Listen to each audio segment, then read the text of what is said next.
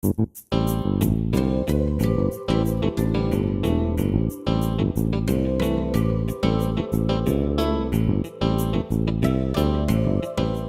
morning, Hoosiers, and welcome to Times News 24/7, brought to you by the Noblesville Times Online in living color from the Times studio. I'm Stu Clampett with your top headlines for the weekend of May 7th and 8th, 2011. Today's news is brought to you in part by the Indiana Poison Center. Children act fast, so do poisons. Call the Indiana Poison Center at 1-800-222-1222 for poison prevention tips. The center provides free treatment and prevention advice 24 hours a day. In our top story today, longtime Noblesville resident Irv Heath has made an impact on the community for many years in his various roles in volunteering, and now Heath will make an impact by helping Noblesville school students to attend college after he donated $10,000 to the Noblesville High School Alumni Association. NHSAA Treasurer Peggy Beaver said that Heath contacted her 2 weeks prior to the alumni banquet on April 30th, stating he wanted to make a donation in memory of his wife, Rachel. Beaver said the Alumni Board will meet to discuss the appropriation of the funds, but her initial thought is to provide assistance to those that look to make a difference in the classroom, as Rachel did. Rachel Heath passed away on October 28, 2010. She had taught English at Noblesville High School for 23 years and was a member of the First United Methodist Church in Noblesville since 1946. In other news, companies striking the right balance of taking care of employees while operating a successful organization were recognized Thursday at the Indiana Roof Ballroom by the Indiana Chamber of Commerce. The group unveiled rankings for 70 companies throughout the state that made the 2011 Best Place to Work in Indiana list. Including in those rankings were 8 companies located right here in Hamilton County. You can learn which Hamilton County companies made the cut in today's Times. The Indiana University Honors Program in Foreign Languages is proud to announce that Brandon Roeder from Noblesville High School has been selected to participate in the honors program. This summer, Roeder will spend 7 weeks in Europe attending intensive French language and cultural instructions. Roeder has signed an honor code and language commitment that requires him to speak only the foreign language while abroad. As a result, students typically test into the 5th semester of foreign language instruction at Indiana University. Well, driving to work on Monday morning may require different commute for some Noblesville residents, as 2 key City of Noblesville roads projects are scheduled to begin that day. The first project is the temporary closure of the intersection at Little Chicago Road and 191st Street.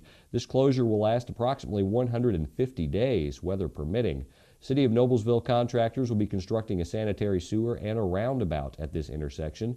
The second project will be a temporary closure of Greenfield Avenue and Union Chapel Road for approximately 42 days, weather permitting, as a roundabout is built at this intersection. Officials said that access will be maintained to all homes and businesses within both closure areas for the entire duration of the process. Don't miss out on a day of fun in northern Indiana's famous Amish country. The Noblesville Parks Department spring bus trip to Shipshewana will take place on Tuesday, May 17th. Bring your walking shoes and prepare to enjoy all of the bargains that Shipshewana has to offer. The bus will depart Forest Park Inn at 7:30 a.m.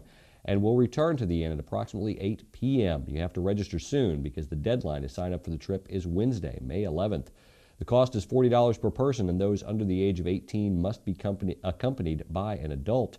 For more information or to register, contact Aaron at the Parks Department at 317-776-6350. And Kristen Henry from the surgery unit at Riverview Hospital was recently presented a Daisy Award recognizing her work and dedication. She was one of the 14 nurses nominated for the award this quarter. Henry was recognized for excellence in service, attitude, teamwork, and safety, with the person nominating her noting that Henry is a great patient advocate. Quote, above all else, Kristen delivered the kind of attention and compassionate care that patients at Riverview can expect to receive. That's according to her manager, Amy Roth. Sports and local weather, they're both up next. The heat is on. The Times and several Hamilton County businesses are helping local residents afford utility costs with our new The Heat is On promotion. The heat is on. The Times will pay up to $200 for one utility bill submitted by promotion winners.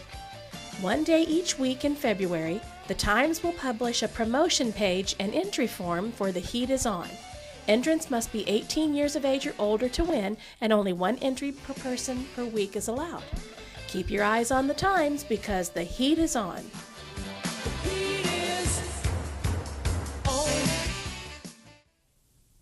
I'm Stu Clampett with a brief look at your local forecast. Paul Poteet will return on Monday, but this extended forecast graphic is brought to you courtesy of paulpoteet.com. Today we see rain showers are likely with a chance of thunderstorms, and our high should be somewhere in the upper 60s. Tonight looks mostly cloudy with a chance of rain showers and isolated thunderstorms, then a slight chance of rain after midnight. Our lows will be in the lower 50s. Sunday looks partly cloudy with a high in the lower 70s. Sunday night also partly cloudy, low in the mid 50s. And Monday mostly cloudy with a chance of thunderstorms returning and a high in the upper 70s. Monday night, partly cloudy, chance of showers and isolated thunderstorms, and a low in the lower 60s. That's your local forecast. Stay tuned for sports in just a moment. The heat is on. The Times and several Hamilton County businesses are helping local residents afford utility costs with our new The Heat is On promotion. The heat is on.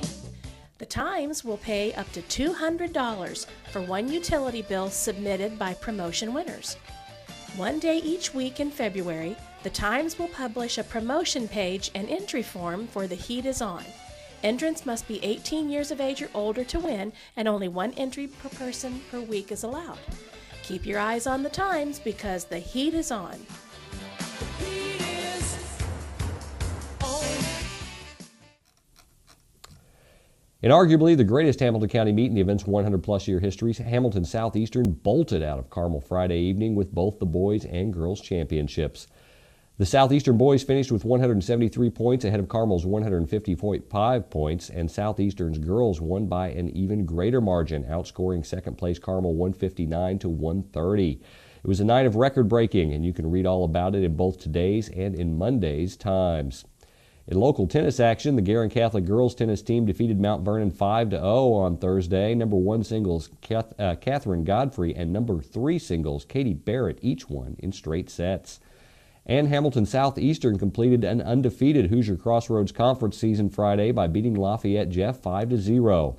Number 1 singles Christy Sue won 6-0, 6-0 for the 14th-ranked Royals. Number 1 doubles Maddie Ox and Mallory Noble also won in straight sets. And in softball Friday, Hamilton Southeastern found the perfect game at which to get back on track, the Mudsock game. The Royals defeated Fishers 10-3 Friday at the HSE Field. The Tigers led 3-2 after 2.5 innings, but Southeastern added 3 runs in both the third and fourth frames to take control of the contest. Today's news was brought to you in part by the National Guard. In the National Guard, you serve your country as a soldier and you serve the people of your community.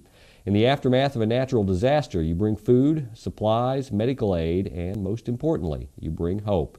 This is the moment to change your life and perhaps someone else's. Visit NationalGuard.com or call 1-800-GO-GUARD.